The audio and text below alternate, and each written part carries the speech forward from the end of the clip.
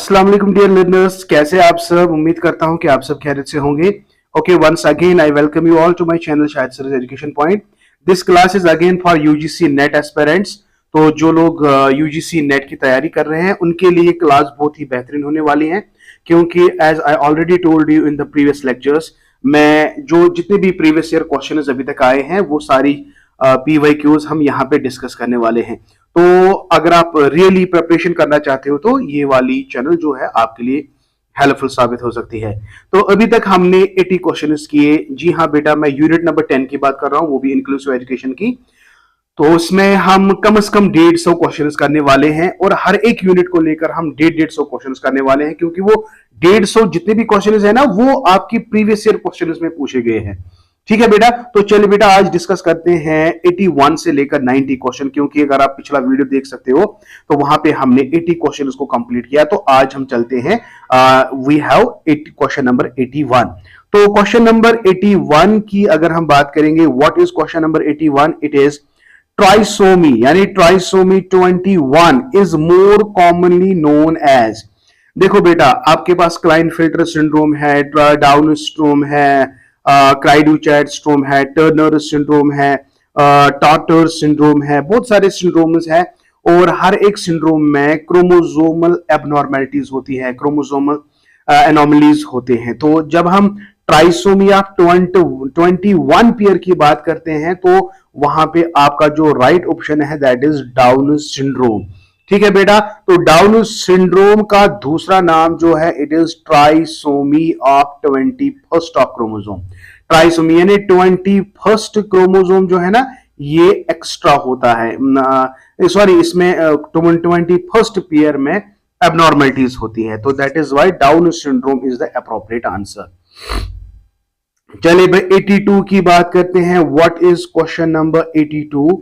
82 question की अगर मैं बात करूंगा, ये इट इज अबाउट डेलेनक्वाइंसी। देखो, अगर आप सारे लेक्चर्स देखोगे ना, जितने भी अभी तक मैंने एमसीक्यूज आपके साथ शेयर किए हैं, बहुत सारे ऐसे एमसीक्यूज हैं जो बिल्कुल रिपीट हुए हैं, इसलिए आपको इस वाले क्वेश्चन में आपको कोई दिक्कत नहीं होगी। लेकिन यह पे थोड़ा बहुत डिफरेंट है। जो डेलेनक्वाइंस है ना, डेलेनक्वाइंसी का जो कॉन्सेप्ट है बेटा, ये किसने दिया? यानी delinquency is a juvenile misconduct that might be dealt with under law. तो ये डेफिनेशन है, इस डेफिनेशन को किसने दिया है? Delinquency is a juvenile misconduct that might be dealt with under the law. So आपको दिमाग में रखना है, इसका जो राइट ऑप्शन है इट इज फ्रेड लैंडर। ठीक है, सो फ्रेड लैंडर ने ही कहा है कि delinquency is a juvenile misconduct that might be dealt with under the law. Okay dear, number next पे चलते हैं। 83 क्वेश्चंस आपकी स्क्रीन पे, ये भी काफी सारे क्वेश्चंस है जो रिपीट हुए हैं। 83 की बात अगर करें, a child who usually reads on for no. देखो बच्चों में कंफ्यूजन होता है, वो उनको ON लिखना है, वो पहले N लिखते हैं फिर O लिखते हैं। अगर उनको नंबर्स अगर 31 लिखते हैं वो 31 को 13 लिखते हैं। समझ आ गए बेटा? या D को वो B लिखते हैं। ये कौन सा लर्निंग डिसऑर्डर है? तो मैंने जवाब ही दे दिया। तो देखो 83 क्वेश्चन क्या है? A child, yes, a child who usually reads on for no rights 31 for 13 and here's D as B। तो इसका मतलब है इस वाले बच्चे में कौन सी प्रॉब्लम है? देखो option A, a child with disability, a child with multiple disability, a learning disabled child, a child with special learning disability. तो आपको दिमाग में रखना है, ये भी हमने बहुत अच्छे से पढ़ा कि अगर बच्चे को ऐसी इस तरह की प्रॉब्लम होगी तो बच्चे में लर्निंग डिसेबिलिटी है। तो कौन सा सही है? स्पेसिफिक स्पेशल लर्निंग डिसेबिलिटी नहीं आएगा, ये simply it is learning disabled child. Okay, उम्मीद करता हूं कि भाई कमेंट्स आप नहीं करते हो, मुझे कैसे पता चलेगा are you really enjoying the lectures? आप लोगों को कितने क्वेश्चंस आए, 10 में से कितने क्वेश्चंस आ गए?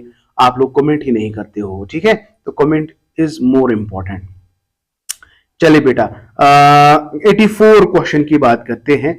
जो 84 क्वेश्चन है क्या कहता है? 84 क्वेश्चन कहता है, a teacher notices that Priya the 5-year-old girl can separate red, white and blue blocks. यानी जो 5 ईयर ओल्ड गर्ल प्रिया है वो अच्छी तरह से कलर्स को सेपरेट करती है, ब्लॉक्स को सेपरेट करती है, red block, white block, blue block. Other times she can separate the blocks both by colour and shape. जब फर्दर जब वो दूसरा मतलब अदर टाइम्स वो क्या करते हैं, वो ब्लॉक्स को ना कि on the base of colour को सेपरेट करते हैं but keeping the shape in mind also, ये ब्लॉक्स को सेपरेट करते हैं. इसका मतलब है विच of the following statement best describes. इसका मतलब है इन जो नीचे दिए गए 4 स्टेटमेंट्स है ना, तो कौन सा स्टेटमेंट प्रियाज इंटेलेक्चुअल डेवलपमेंट की बात करता है. देखो बेटा, अगर आपने जीन पयाजी का कॉन्सेप्ट पढ़ा होगा तो वहां पे हमने 2-4 कॉन्सेप्ट बताए, schema, assimilation, accommodation. Assimilation and accommodation दोनों चीजें प्रिया में है, इसलिए शी इज स्टेबल. तो स्टेबलाइजेशन अगर आप कहीं पे देख रहे हो तो that will be the right option. या शो स्टेबलाइजेशन, तो it is the B option, that is very right. Okay, तो स्टेबलाइजेशन में अगर Priya on the base of colour, on the base of shape, इसमें दोनों चीजें एसिमुलेशन, अकोमोडेशन, इक्विलिब्रेशन, तीनों चीजें आ रही है, तो इसका मतलब है is quite stable. Right. So question number 84 का आपका बी ऑप्शन सही है. अब चलिए बेटा क्वेश्चन नंबर 5. देखो बहुत सारे ऐसे क्वेश्चन आजकल आ रहे हैं, आजकल ये सारे क्वेश्चन आ रहे हैं. तो देखो आपको मैच करना है, ये भी रिपीट हुआ है ये क्वेश्चन. आपको लिस्ट 1 में आपके लर्निंग डिसेबिलिटीज दी है और उनकी एक्सप्लेनेशन यहां पे लिस्ट 2 में दी गई है. अगर हम डिसलेक्शिया की बात करेंगे, ए का डिसलेक्शिया इज रीडिंग, तो ए का आएगा आईवी, ए का आईवी आएगा. डिसकैलकुला में आपका बी का आएगा राइटिंग, है ना. डिसग्राफिया, सॉरी, कैलकुला का मतलब है it is related with math, difficulty with math, right. Dyscalculia. Dysgraphia is related to the writing. Dysphasia is related with the language. Are you really getting my point? So my dear, D का first आएगा. देखो D का first आएगा, A का IV आएगा, तो A का IV, B का थर्ड, C का D और D का 1. तो इसका मतलब है आपका पहला ही ऑप्शन सही है. तो अगर आप इस तरह भी करते, अगर आपको 1 या 2 पता होती तो आप आराम से इस क्वेश्चन को कर लेते. देखो कितनी बार मैंने इसको रिपीट किया है, dyslexia, dyscalculia, dysgraphia, dysphagia. Lexia is reading, calcula is mathematics, graphia is writing and dysphagia is language disorder. Right. So इसका ए ऑप्शन सही है. आगे बढ़ते हैं बेटा, क्वेश्चन नंबर 86. क्वेश्चन नंबर 86 हमारा है which one is not. Okay, that this is very much important. Which one is not, एक minute, yes, which one is not true measure of upliftment of scheduled tribes in the Indian context.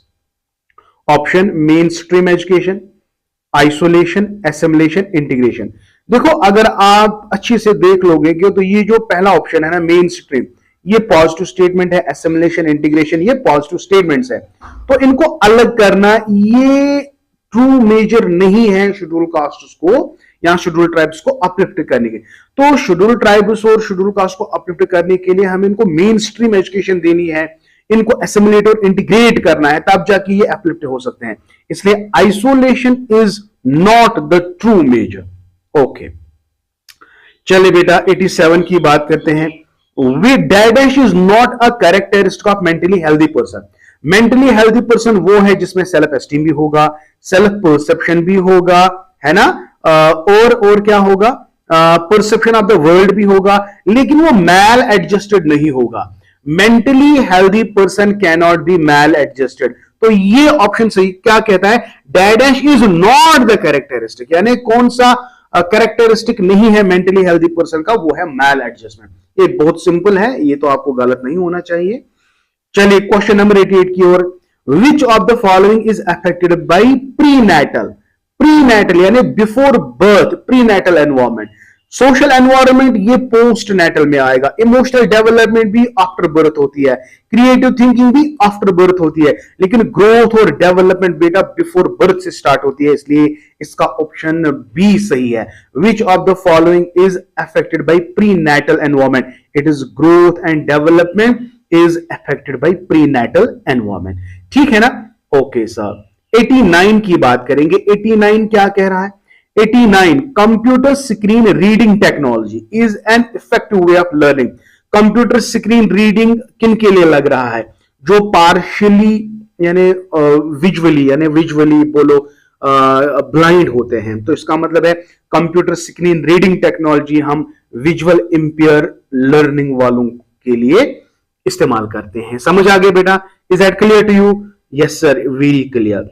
चलिए बेटा, 90 question, last question जो है question, क्योंकि हम 10-10 question करने वाले हैं. A child who reads top age pot reads.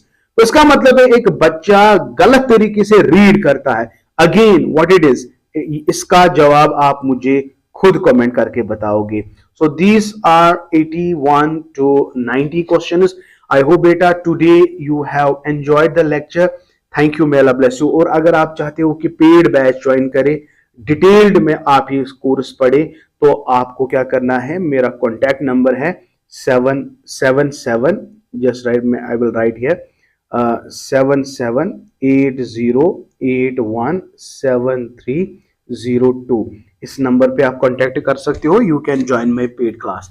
Thank you, may Allah bless you and keep always learning.